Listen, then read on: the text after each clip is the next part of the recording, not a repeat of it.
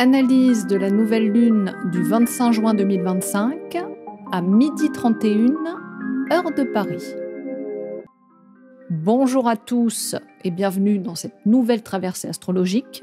Alors cette fois on embarque pour la nouvelle lune en Cancer, un moment charnière, viscéral et aussi profondément révélateur. D'ailleurs, si vous avez écouté la vidéo sur la pleine lune en Sagittaire du 11 juin dernier, et si ce n'est pas le cas, je vous recommande vivement d'y jeter une oreille, vous verrez à quel point cette lunaison s'inscrit dans sa continuité. Certains aspects sont toujours présents, comme en écho. Le carré entre Mars et Uranus, même s'il est maintenant séparant, continue de vibrer dans l'arrière-plan. Et puis surtout la tension Jupiter-Saturne-Neptune, qui elle ne faiblit pas, et qui au contraire va s'intensifier même, en se déposant cette fois comme un germe dans cette nouvelle lunaison. Alors oui, cette vidéo sort un peu plus tard que prévu, mais que voulez-vous ? Chaque fois que le soleil passe en Cancer, il éclaire ma maison 12, et moi je deviens une sorte de méduse introspective qui a besoin de ralentir, de s'immerger, et j'ai besoin de silence. D'ailleurs, l'an dernier, j'avais même carrément zappé la vidéo pour cette lunaison, comme quoi le rythme intérieur, c'est pas juste un luxe, c'est un guide. Mais cette fois, c'était impossible de ne pas répondre à l'appel parce qu'il y a quelque chose de beaucoup trop fort, de trop essentiel qui se joue là. Alors malgré la chaleur, parce que là oui, où je suis, l'enregistrement devient une épreuve en soi, je me suis poussée au train, littéralement, parce qu'on est en plein carrefour, et que cette nouvelle lune, même dans son intimité lunaire, elle vient pointer quelque chose de collectif, de profond, et surtout de non négociable. Alors, si vous vous sentez un peu perdu, traversé, tiraillé, si vous êtes tombé sur des vidéos d'astrologie où on vous a dit que la nouvelle lune avec Jupiter c'était génial, restez avec moi, parce que malgré le bruit du fond de ventilateur, on va aller voir ce que cette lune nous souffle dans le ventre du Cancer, pour de vrai, entre mémoire, mutation et vérité brûlante. Alors si c'est pas trop chaud pour vous, c'est pas trop chaud pour moi. Allez, c'est parti. La nouvelle lune se trouve sur le 4 degré 08 du Cancer. Son degré Sabian nous dit une automobile happée par un train sur un passage à niveau. La dominante est le drame prévisible quand on défie à la légère le pouvoir de la société et la volonté collective.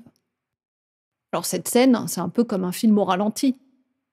On peut y voir une voiture, donc notre libre arbitre, notre subjectivité, voire notre désir d'aller à notre rythme, qui avance ici sans trop se poser de questions. Elle est lancée sur sa route, elle pense peut-être passer avant, elle pense peut-être que ça va le faire, mais non. Le train, lui, il ralentit pas, il discute pas, il incarne une puissance inarrêtable, impersonnelle et systémique. Donc ici, dans ce ciel, cette image, elle est gravée dans l'ADN de cette nouvelle lune.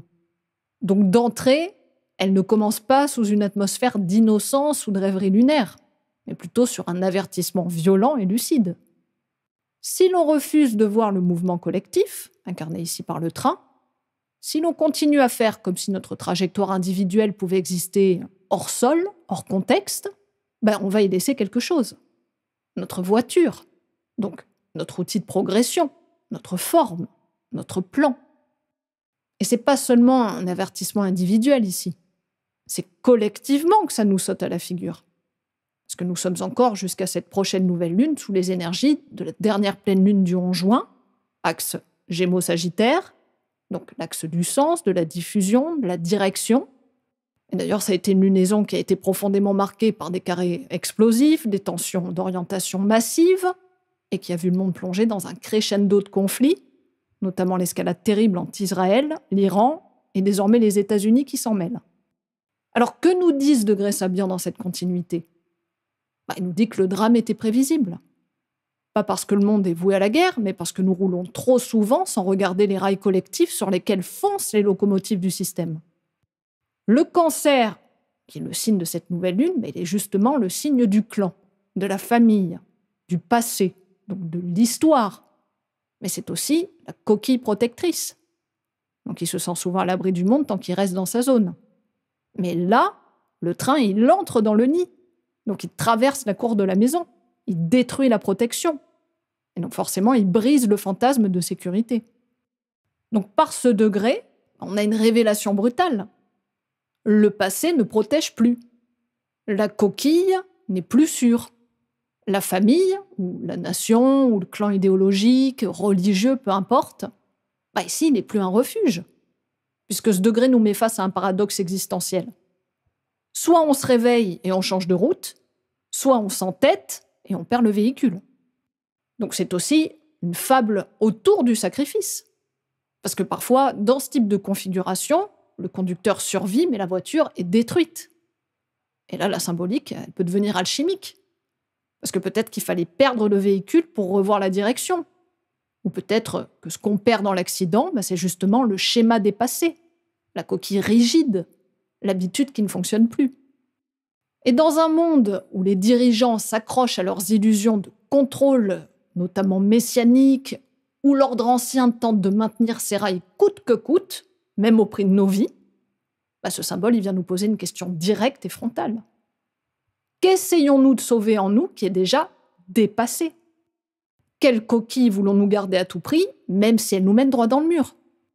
Et à vrai dire, cette image du véhicule, ici pulvérisé par le train, ne parle pas que d'une perte. Elle nous parle d'un moment d'irréversibilité. Ce moment précis où il n'y a plus de retour en arrière possible. Où la décision de continuer droit devant, même face au danger évident, va engendrer une cassure du récit. La voiture ici, elle ne peut plus être réparée. Alors le conducteur, s'il a du bol, peut-être qu'il en sortira vivant. Et ça me fait penser notamment à ce qui s'est passé avec l'avion qui s'est écrasé en Inde, il me semble. Mais quoi qu'il en soit, il ne poursuivra plus jamais son chemin de la même manière. Il faudra marcher, se réorienter ou même tout reprendre à zéro. Donc voilà ce qu'annonce ce degré. Une réorientation karmique. Et ce mot, il est essentiel parce qu'il situe cette lunaison dans une perspective beaucoup plus vaste que celle de nos agendas perso. Le cancer, c'est la mémoire, l'origine, la matrice de ce que nous avons été, tant individuellement que collectivement, mais également générationnellement. Et ce que nous montre ce degré, c'est que certaines trajectoires issues du passé ne sont plus tenables, parce qu'elles nous mènent droit à la collision. Et là, il faut s'arrêter une seconde. Le train, c'est la volonté collective qui est devenue structure. Donc les lois, les institutions, les idéologies dominantes, les récits imposés. Et la voiture, c'est l'individu avec ses petits désirs, ses projets, ses itinéraires autodéclarés, son illusion de liberté en vase clos. Et cette collision, elle nous dit que l'un des deux ne peut plus ignorer l'autre. Or, dans notre monde actuel, et la conjoncture géopolitique le montre de façon tragique, les récits collectifs sont à bout de souffle. Et pourtant, ils restent extrêmement violents. Parce que de toutes parts, ça s'accroche, ça fonce. Et face à cela, beaucoup d'individus refusent encore de voir le danger, persuadés que leur véhicule intérieur les rendra intouchables. Mais en fait, non. Parce qu'il faut changer de trajectoire. Il faut revoir l'itinéraire. Ou à défaut, être prêt à sacrifier la forme pour sauver l'essence. Et c'est là qu'on peut rentrer dans le noyau mystique du symbole, parce que cette image, elle parle aussi de la voie négative qui est chère au mystique, celle où l'on se rapproche de la vérité par la perte, par l'épreuve ou par la destruction de l'illusion. Donc ici, c'est un peu à l'image de la route qu'on choisit pas par plaisir, mais parce qu'elle est inévitable. Parce que continuer à faire semblant peut devenir impossible. En tout cas, cette lunaison en cancer, avec Jupiter exalté dans le signe, il ne fait pas dans la nuance. Il va tout amplifier. Le besoin de sécurité, comme les dynamiques de sacrifice, ou le repli comme la prise de conscience. Et c'est là que la question devient politique, spirituelle, intime et sociale.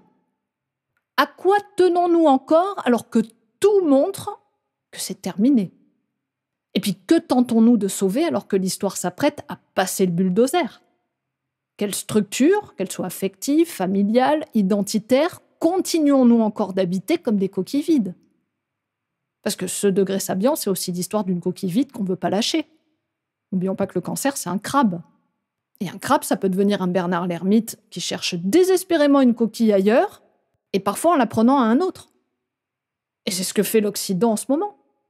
C'est ce que font les puissants quand ils piétinent les autres pour maintenir leur propre abri. C'est ce que nous faisons tous, chacun à notre manière, quand nous refusons de voir que notre coquille ne nous protège plus, mais nous enferme. Alors oui, cette nouvelle lune, elle risque d'être très inconfortable, dramatique possiblement, mais dans tous les cas, urgente, puisqu'elle porte en elle une puissance de réorientation majeure. Donc elle est l'occasion de regarder le passage à niveau avec lucidité, de comprendre que ce n'est pas le train qui a blâmé, mais le fait que nous pensions pouvoir passer sans le voir. Alors commencer un cycle en Cancer, c'est un peu comme poser une graine dans le ventre de la mémoire, puisque c'est revenir au tout premier battement, au tout premier besoin, à cette pulsion archaïque de sécurité, d'appartenance, de nid, parce que le Cancer, ce n'est pas un simple signe d'eau, c'est l'eau matricielle. Donc c'est celle qui contient, qui entoure, qui berce, mais c'est aussi celle qui colle, qui englue et qui ne laisse pas partir. Donc vous voyez, hein, c'est la mer, MERE, dans laquelle nous sommes tous immergés avant même de comprendre le monde. Le Cancer, c'est l'intime avant l'identité. Donc c'est la coquille avant même le visage. C'est un signe qui est profondément tourné vers l'intérieur. Donc lui, ce qu'il veut, c'est chercher l'abri. Il cherche la tendresse, le lien, et il est traversé forcément de vagues émotionnelles, puisqu'il est sous la maîtrise de la Lune, et qui va tenter tant bien que mal de domestiquer, et souvent en construisant autour de lui un cocon, une carapace, une bulle protectrice. Donc il y a dans ce signe un potentiel d'immense douceur, une générosité même silencieuse, un art de nourrir le vivant, mais aussi une immense fragilité, et qui peut se transformer en défensif chronique, en peur panique de l'abandon, du rejet, mais aussi en surprotection étouffante. Donc ici, ce que le Cancer veut, c'est appartenir. Il ne veut pas appartenir au monde, mais à un cercle, à une maison, à un clan, à un lieu où il peut poser sa tête sans avoir à se justifier. Donc lui, ce qu'il cherche, c'est pas la vérité. Il cherche la chaleur. Et parfois, dans ce besoin si humain, il peut accepter des conditions toxiques. Il peut confondre l'amour avec l'habitude, la fidélité avec l'enfermement, la loyauté avec le déni. Donc il peut rester tout à fait attaché à ce qu'il a blessé, simplement parce que c'est familier. Il peut pleurer en silence, tout en refusant de partir parce que la peur de l'inconnu, elle est bien plus grande que la douleur du connu. Alors oui, il peut sembler un peu sadomaso, ce Cancer, mais en réalité, c'est surtout qu'il peut rester profondément infantile, donc en fait lâche, et c'est là qu'il doit bosser, notamment sur son histoire et sur ses liens. Alors bien sûr, ce n'est pas que ça le Cancer, et si vous êtes Cancer, ne le prenez pas pour vous. Je parle des grandes lignes. Ce signe, quand il est en mode lumière, ça peut être aussi l'ami qui nous tient la main sans rien dire. Ça peut être la mémoire du monde dans un regard, la sensibilité qui capte les non-dits, qui sent les vagues avant même qu'elles n'arrivent. C'est aussi le mythe de l'enfant intérieur qui continue à espérer. Celui ou celle qui se souvient, qui honore. Donc quand il est équilibré, le Cancer, il nous réconcilie avec le besoin de douceur, avec la vulnérabilité, et avec cette vérité qui est toute simple, et qu'on a tous besoin d'un refuge, c'est-à-dire d'un endroit où l'on est accueilli sans condition. Mais sans cela, si le Cancer est en total déséquilibre, c'est une toute autre histoire. Et là, il est beaucoup moins beau. Parce que c'est l'attachement maladif, la peur de tout ce qui change. C'est le repli sur soi, le ressentiment muet, la famille qui devient une prison. C'est le passé sacralisé, les blessures mal digérées qui deviennent des codes de conduite. C'est aussi l'hyper-émotivité incontrôlée. Donc forcément, les explosions intérieures qui peuvent se retourner contre soi ou les autres, d'ailleurs souvent les plus proches, ceux qu'on est censé le plus aimer. Mais c'est aussi dans sa version collective, le nationalisme rampant, la peur de l'étranger, le mythe du « c'était mieux avant ». Bref, le Cancer, il peut devenir un vieux con. Et c'est dans ce terrain-là, qui vous voyez peut être aussi fertile que totalement miné, que cette nouvelle lune vient déposer sa nouvelle graine. Alors, avant même de parler des aspects, on peut déjà sentir que ce cycle ne sera pas neutre. Parce qu'il va venir fouiller le cœur, les racines, notre histoire personnelle ou commune.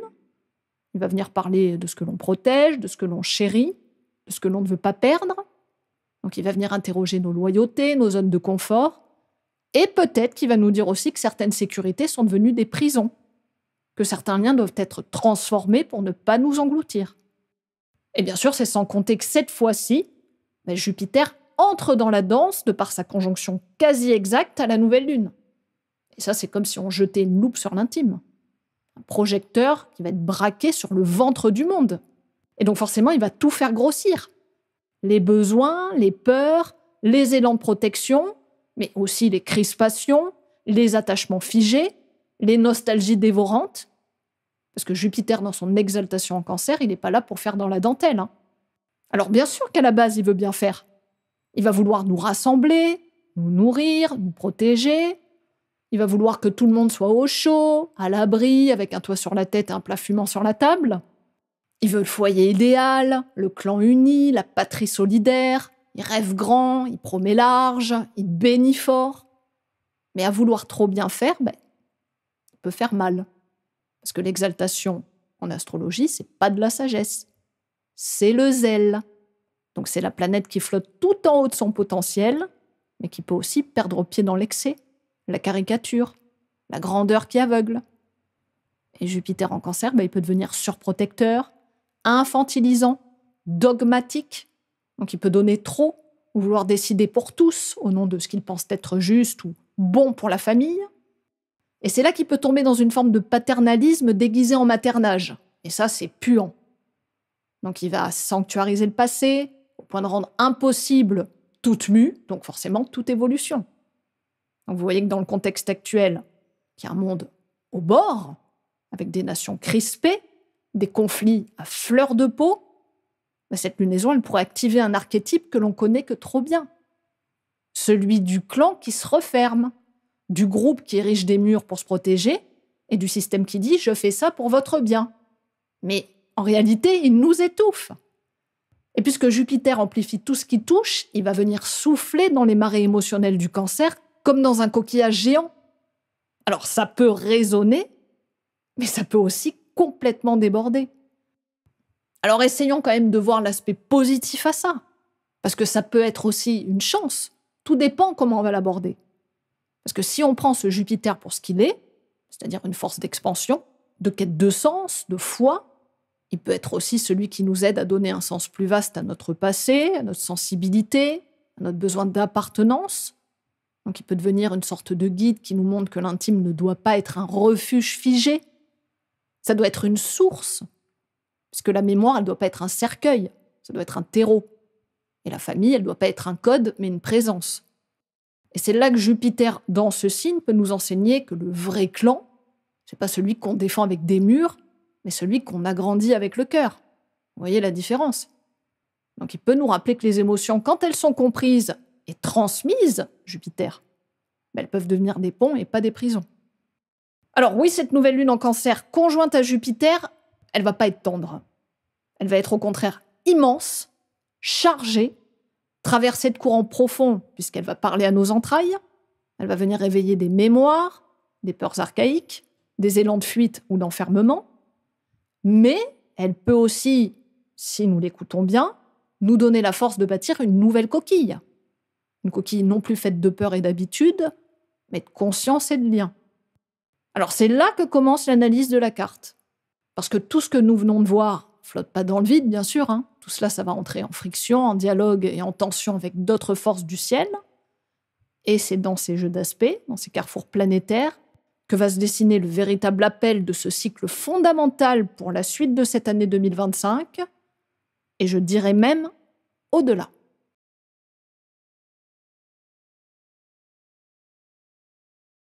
Alors, bien sûr, plaçons cette triple conjonction Soleil-Lune-Jupiter en Cancer que nous avons largement brossée jusqu'ici.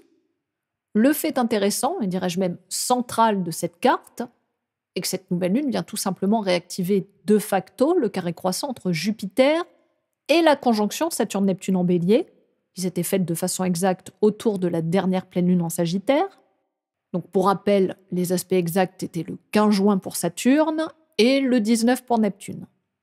Mais ici, quelque chose de plus profond se joue, parce que c'est plus simplement un carré Jupiter-Saturne-Neptune dans l'air du temps. C'est une graine qui se dépose dans cette tension. Une graine qui dit « voilà la matière, voilà l'enjeu, Et voilà le champ symbolique dans lequel va pousser le cycle à venir. Et ici, c'est un champ contradictoire. Parce qu'on ne plante pas ici dans un jardin fertile et bien arrosé, mais dans une terre dévastée par les contrastes, dans un sol fissuré par le manque de repères et dans une atmosphère de brouillard brûlant. Donc ce carré croissant, c'est celui d'un désaccord de fond entre la volonté de construction, Saturne, l'idéal de fusion ou de rédemption, Neptune, et la recherche d'un socle affectif et protecteur, Jupiter en Cancer. Et le fait que cette nouvelle lune s'y installe littéralement, un peu comme on dépose un œuf dans un nid instable, c'est pas rien. Parce qu'elle vient nous dire que nous devons collectivement et intimement apprendre à initier depuis la fracture, depuis l'incertain, depuis le flou. Et ce flou ici, il n'a rien de poétique. C'est pas le doux flou des rêveries neptuniennes. C'est une confusion ontologique, un délitement des fondations. Puisque Saturne et Neptune conjoints en Bélier, c'est une promesse explosive de déconstruction des figures d'autorité, des récits dominants, des certitudes politiques comme spirituelles. Et cette promesse, elle n'est pas encore visible. Elle n'a pas encore de forme. Donc, elle gronde, elle dissout les murs porteurs, mais sans encore proposer de nouvelle architecture. Alors, que peut faire cette nouvelle lune déposée dans cet entre-deux ? Alors bien sûr, elle va sentir, capter, mais elle peut aussi soit se recroqueviller, soit s'ouvrir. Et cette lunaison conjointe à Jupiter, elle n'a pas d'autre choix que de ressentir dans la fissure, d'habiter ce carré comme on apprend à marcher dans une pièce sans lumière. Donc c'est l'apprentissage d'une navigation à l'aveugle, et ça peut être profondément déstabilisant. Parce que dans un carré croissant, on n'est plus dans le rêve ni dans la promesse. On entre dans le moment du conflit. Donc c'est une phase où deux types d'énergie ne peuvent plus coexister sans friction. Le carré, c'est comme une crise de croissance. Et ici, la croissance jupitérienne se heurte à une réalité où il n'y a plus de cadre stable pour se déployer. Donc il n'y a plus de narration collective fiable pour s'y adosser. Il n'y a plus de colonne vertébrale, réelle comme symbolique, sur laquelle appuyer notre besoin de cohérence. Et c'est là que se loge la douleur de cette nouvelle lune. Dans cette prise de conscience intime que l'abri a disparu, que la maison est traversée par un train et qu'il faut désormais apprendre à exister sans les murs d'avant. Mais cette douleur, elle ne doit pas être stérile, puisqu'en son essence, elle est simplement initiatique. Parce que toute nouvelle lune, c'est un commencement. Et commencer au carré de Saturne-Neptune, c'est comme ouvrir les yeux dans une maison en ruine. On peut voir encore les photos sur les murs, les traces d'un passé, les vestiges d'un monde. Et pourtant, il faut vivre, il faut choisir, il faut bâtir malgré tout. Alors peut-être avec rien, mais ici avec les émotions à nu. Donc avec potentiellement la peur au ventre. Mais avec un feu aussi. Le feu de la lucidité est celui qui doit nous permettre, non pas d'espérer, mais de sentir là où ça bat encore. Alors ce que cette nouvelle lune vient nous apprendre, c'est à habiter le chaos avec conscience, à écouter les signaux faibles d'une époque qui change de socle, à renoncer à la sécurité de la forme pour accueillir une gestation qui est encore sans contour. Donc ça peut s'apparenter à un saut dans l'inconnu, mais pas un saut mystique, un saut incarné, les pieds dans la glaise, les yeux rougis, mais le cœur ouvert malgré tout. Et c'est dans ce frottement entre le désir de sécurité, la dissolution des structures, que cette lunaison, elle va devoir frayer son chemin. Donc forcément, c'est pas dans le confort. Mais potentiellement, ça se fait dans la conscience. Si l'on fait le job, et surtout si on ne se laisse pas dépasser ni submerger par nos propres émotions, comme celles qu'on tente par tous les moyens de nous asséner, notamment au travers des médias officiels. Alors bien sûr, collectivement comme individuellement, on peut se demander ce que va nous proposer ce passage. Parce que vous savez bien que ce qui se joue au dehors vient toujours d'une manière ou d'une autre nous montrer de manière toujours la moins lumineuse possible où nous en sommes au-dedans. Et c'est précisément là que ce carré croissant entre Jupiter et la conjonction Saturne-Neptune devient un miroir brut, sans filtre et sans cadre, puisqu'il nous confronte au grand paradoxe du moment. Vouloir grandir, Jupiter, vouloir comprendre, embrasser, rassembler, protéger, mais dans un monde où les repères traditionnels, Saturne, fondent littéralement sous nos pieds, Neptune. Donc ce que cette lunaison nous dit, c'est oui, tu veux te relier, tu veux poser ton cœur quelque part, Mais regarde autour de toi. Est-ce que ce quelque part existe encore sous la même forme? Est-ce que les lieux où tu pensais pouvoir te déposer, que ce soit tes croyances, tes structures, tes fidélités intimes ou collectives, ne sont pas en train de disparaître sur une mer de confusion? Parce qu'en Bélier, Saturne et Neptune, ils ne sont pas confortables, ils ne sont pas installés, ils ne sont pas chez eux. Donc ce sont des maîtres anciens dans un monde qui exige du neuf. Et leur conjonction ne forme pas un point fixe sur lequel on peut s'appuyer. Elle forme une faille dans le sol même de la volonté. Donc c'est une faille dans le moi agissant, dans la capacité à initier en Bélier, dans la force de croire en une direction. Et que fait Jupiter en Cancer à côté de ça? Il fait ce qu'il peut. Donc il va tenter de protéger l'essentiel, chercher à redonner un sens, mais il ne peut pas imposer son récit sans entrer en conflit avec ce processus de déconstruction. D'où la tension extrême de ce carré. Vouloir construire du sens dans un monde qui dissout les cadres. Vouloir croire encore en quelque chose alors que tout s'effrite. Vouloir aimer, relier, protéger, alors que les lignes de fuite se multiplient. Donc vous voyez bien que cette tension, elle ne va pas se résoudre tout de suite. On est au cœur de la tension. Donc ce n'est pas une crise ponctuelle. C'est un processus d'érosion lente. Et cette nouvelle lune, en s'y posant comme une offrande, elle vient nous dire que malgré l'incertitude, malgré la dissonance, il faut commencer.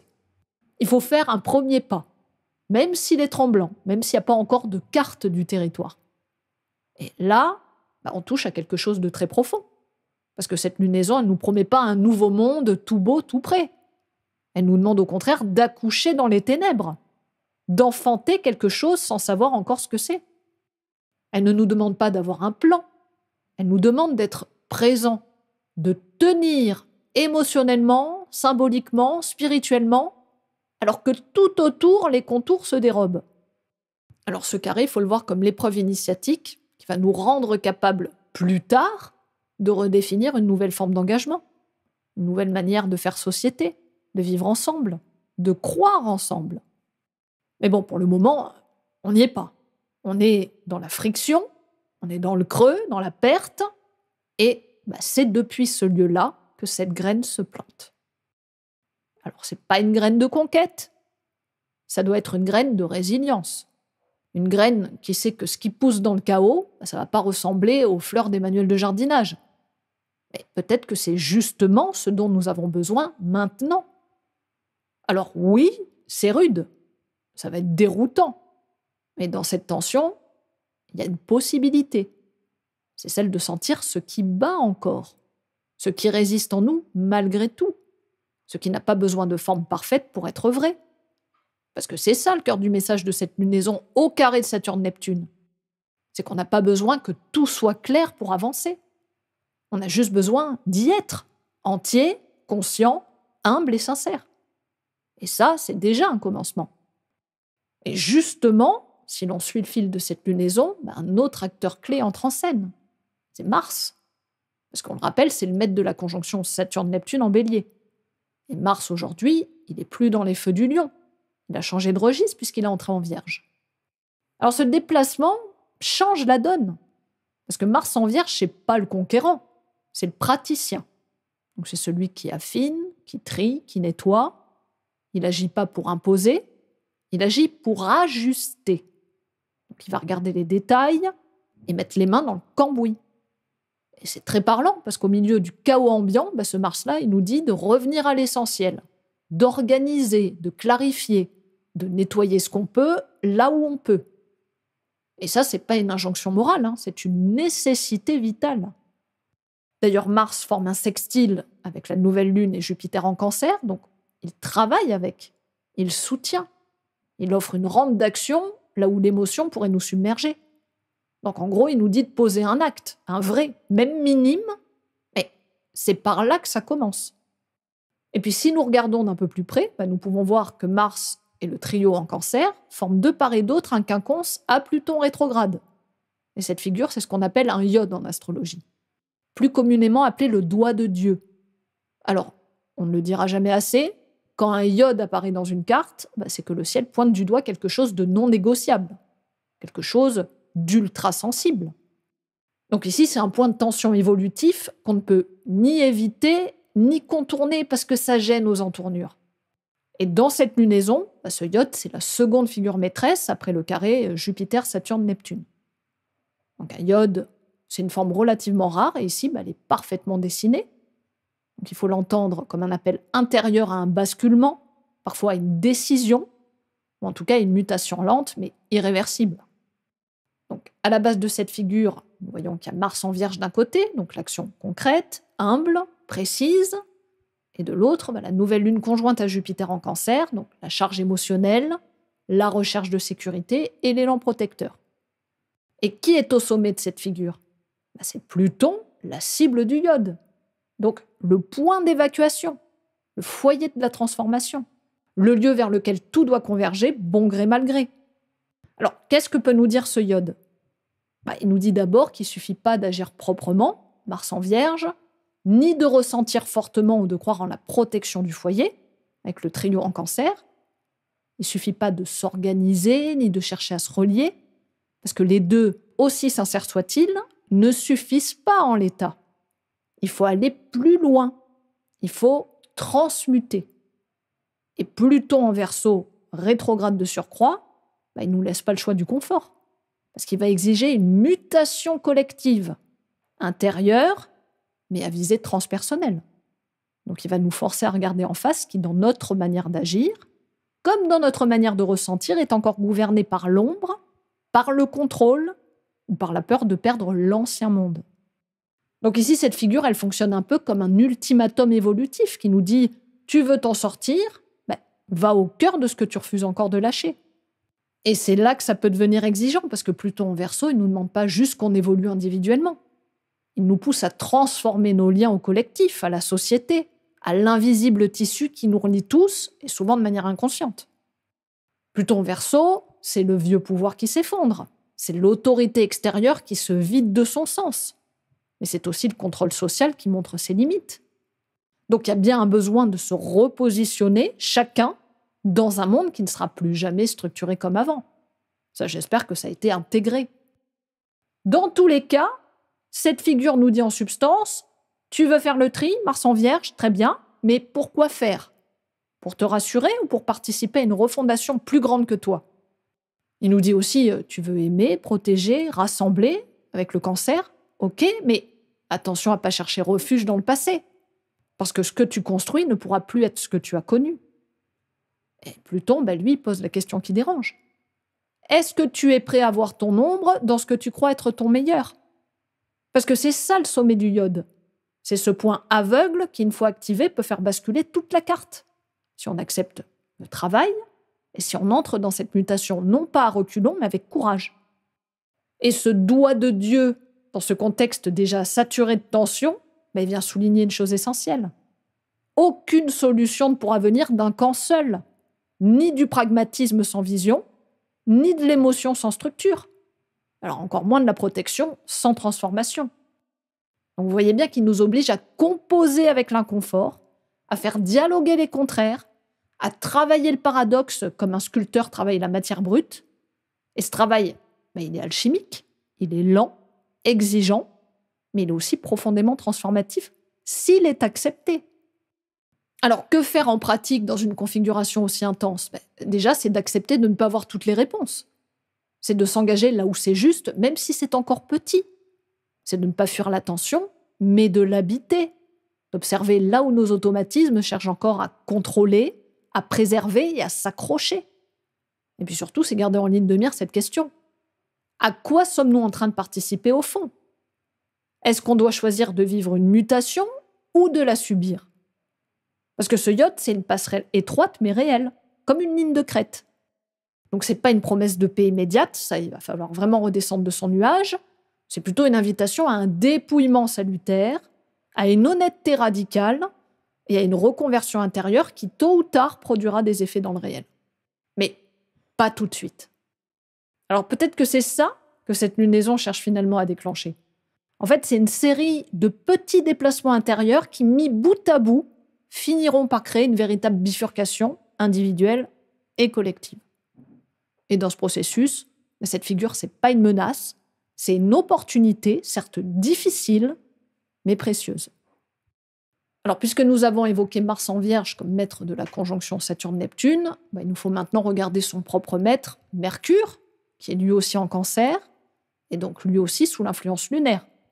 Donc, vous voyez que ça crée une boucle significative, puisque le maître de Mars, lui-même maître de la conjonction la plus lourde de la carte, est logé dans le même signe que la nouvelle Lune, conjoint à Jupiter. Bon, bref, tout ceci nous indique bien que le ressenti, le rapport à l'intime, à la mémoire, à la sécurité émotionnelle devient le foyer central de traitement symbolique.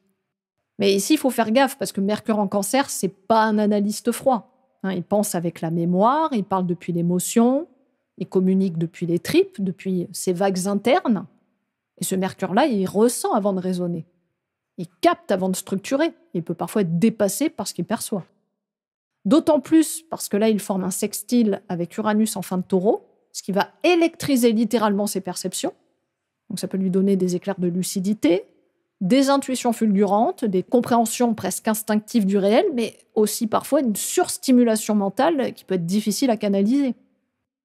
Donc cet aspect, il peut nous ouvrir la voie à des prises de conscience puissantes, mais à condition de ne pas chercher à tout comprendre d'un coup.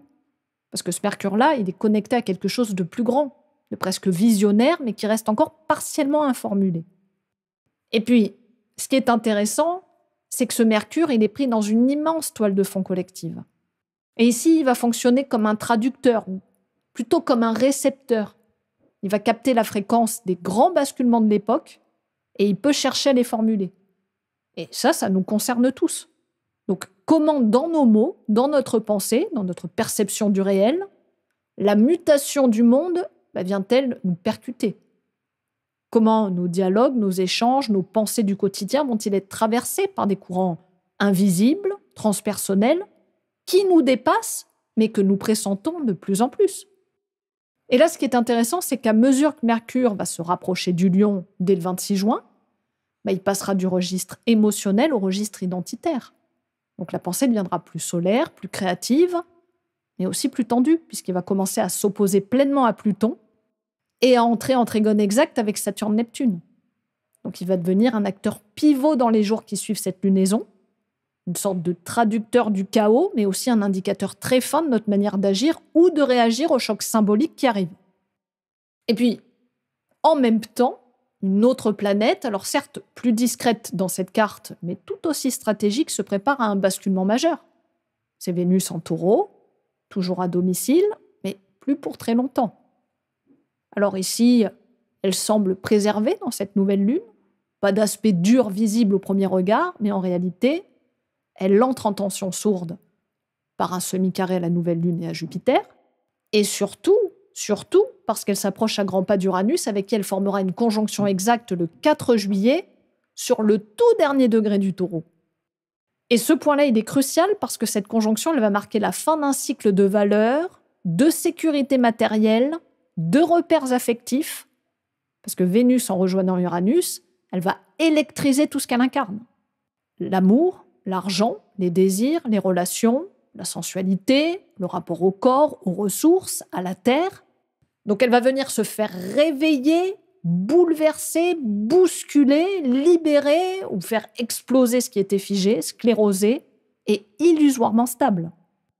Et puis ce qui est d'autant plus intéressant, c'est que le jour même de cette conjonction, Vénus entrera par la suite en Gémeaux, comme si après avoir reçu le choc, elle ouvrait la voie.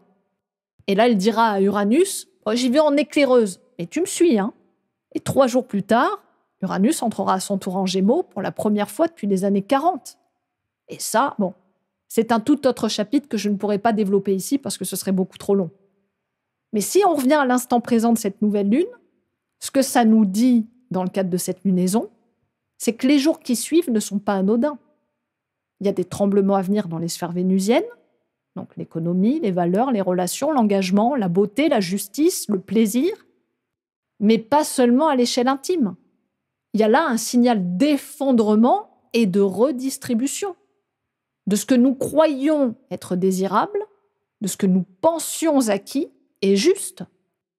Et cette passation Vénus-Uranus sur le seuil entre le Taureau et les Gémeaux, ça marque symboliquement le franchissement d'un pont. Parce qu'on va passer d'une terre à un vent, Donc d'un ancrage à un mouvement, d'un avoir à un échange. Donc c'est un changement de paradigme dans les formes du lien. Et ça va secouer. Alors, dans cette phase, nous devons plus que jamais purifier notre rapport à la sécurité, à la possession, à la valeur.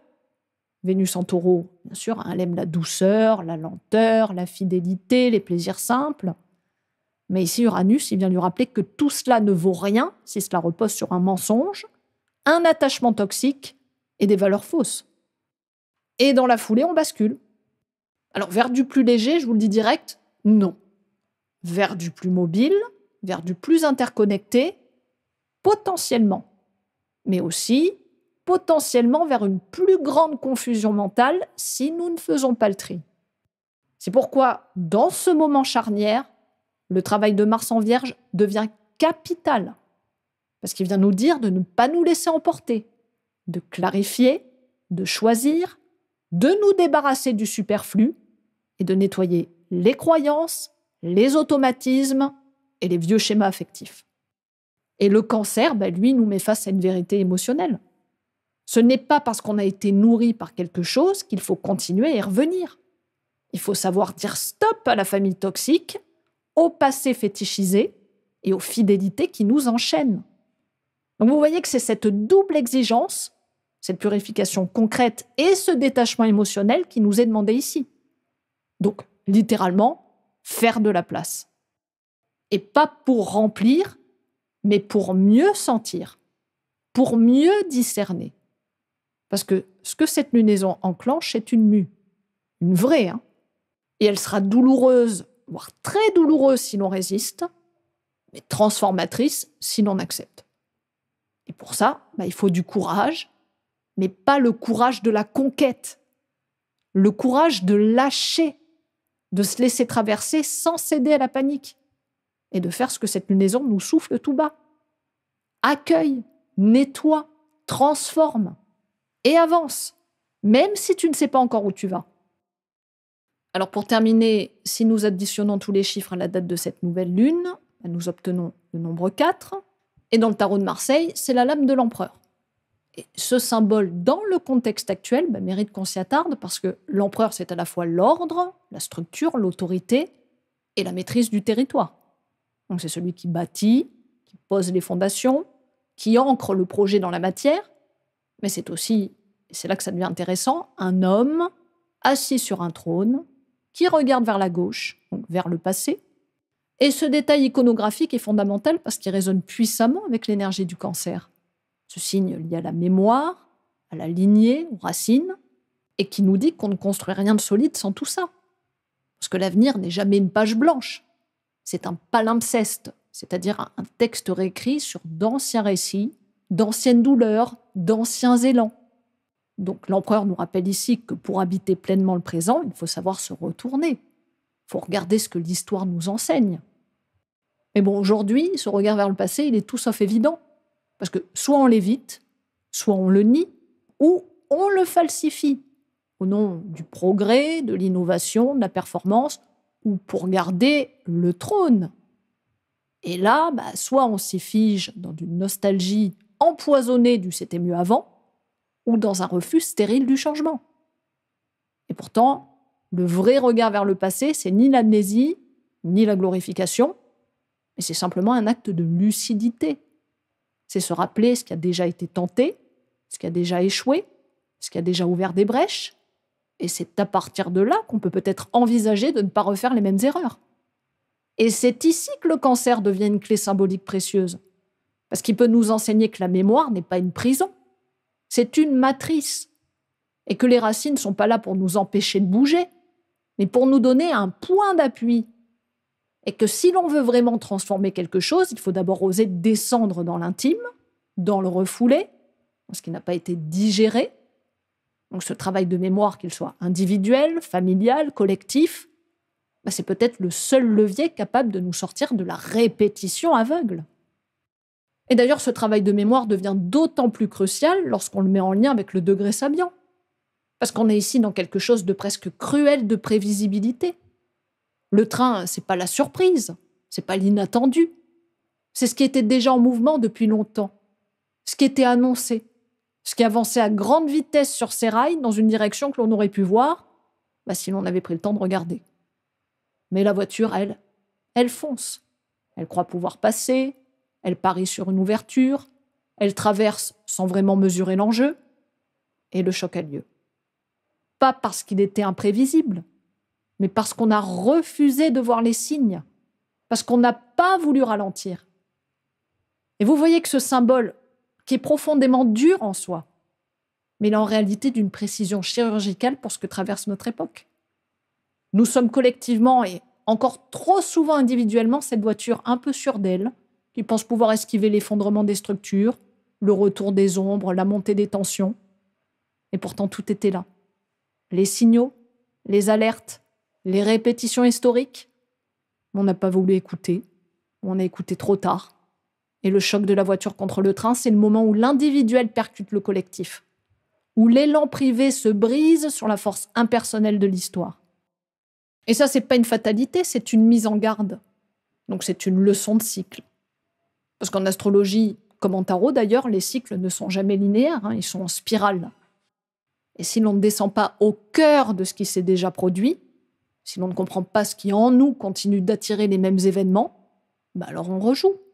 Encore et encore, jusqu'au choc, et jusqu'à ce que quelque chose en nous cède. Et c'est là que l'empereur et le cancer font alliance. Parce qu'ils nous invitent à stabiliser autrement. Alors non pas à tout figer, mais à fortifier ce qui en nous est capable de mémoire active.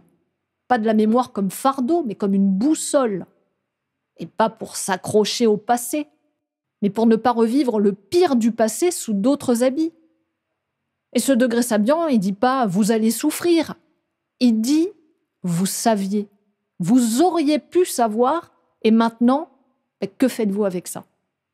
Car tout y est. La voiture, c'est notre subjectivité. Le train, c'est le monde.